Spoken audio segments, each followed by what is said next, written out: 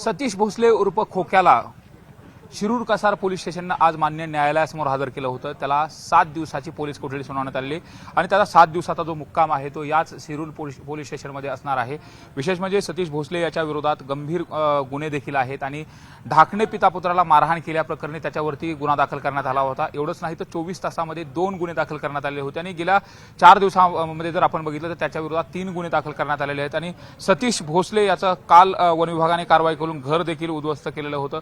त्यानंतर आज सतीश भोसले याला प्रयागराज इथून शिरूर कसार पोलीस स्टेशनमध्ये आणण्यात आलं। इथं जी अटकेची कारवाई आहे ती पूर्ण केल्यानंतर मान्य न्यायालयासमोर हजर करण्यात आलं।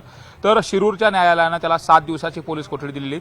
ज्यावेळेस रिमांड मागणी करत असताना पोलिसांनी तपासी अधिकाऱ्यांनी 2 गोष्टी महत्त्वाच्या सांगितल्या होत्या। त्यामध्ये प्रामुख्याने सतीश भोसले यांनी मारहाण करत असताना वापरलेलं हत्यार जप्त करायचं आहे। एवढंच नाही तर जी वापरलेली गाडी आहे ती गाडी देखील जप्त करायची आणि इतर जे साथीदार आहेत ते देखील फरार आहेत। त्यांच्या अटकेच्या संदर्भात देखील सतीश भोसले याची भूमिका महत्त्वाची आहे। त्यामुळे 7 दिवसाची पोलीस कोठडी देण्यात यावी अशी मागणी केली होती आणि न्यायालयाने 7 दिवसाची पोलीस कोठडी दिलेली आहे। त्यामुळे एकंदरीत जर आपण बघितलं तर सतीश भोसले याची आता चौकशी करत असताना तपास करत असताना कुठल्या गोष्टी समोर येणार, एवढंच नाही तर त्याच्यावर अनेक गंभीर गुन्हे आहेत त्या प्रकरणाच्या अनुषंगाने देखील काही तपास केला जाणार का आणि अंमली पदार्थाच्या संदर्भात देखील त्याच्या घरामध्ये काही पदार्थ आढळून आले होते त्या संदर्भात देखील आता त्याच्यावरती कुठली कारवाई केली जाणार हे देखील पाहणं महत्त्वाचं असणार आहे। मात्र आता सतीश भोसले उर्फ खोक्याचा मुक्काम हा 7 दिवस याच शिरूर पोलीस स्टेशनमध्ये असणार आहे।